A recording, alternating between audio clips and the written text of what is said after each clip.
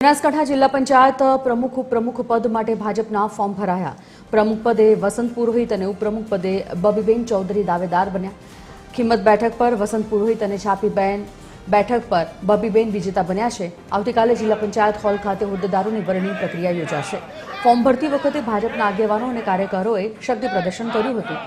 પક્ષના પૂર્વ સાંસદ, ધારાસભ્ય અને જિલ્લા પ્રમુખની હાજરીમાં સૂત્રોચ્ચાર કરાયા હતા।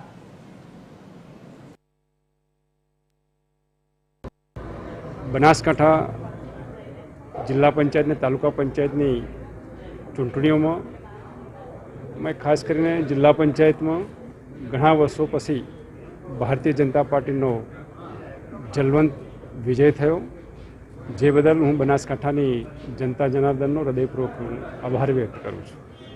આજે જિલ્લા પંચાયતના પ્રમુખ અને ઉપપ્રમુખની ચૂંટણી માટે ફોર્મ ભરવામાં હતું, જેમાં અમારા ભારતીય જનતા પાર્ટીનું પ્રદેશ નેતૃત્વ અને પાર્લામેન્ટરી બોર્ડે પ્રમુખ તરીકે વસંતભાઈ પુરોહિત અને ઉપપ્રમુખ તરીકે બબીબેન ચૌધરીનો મેન્ડેટ આપ્યો છે।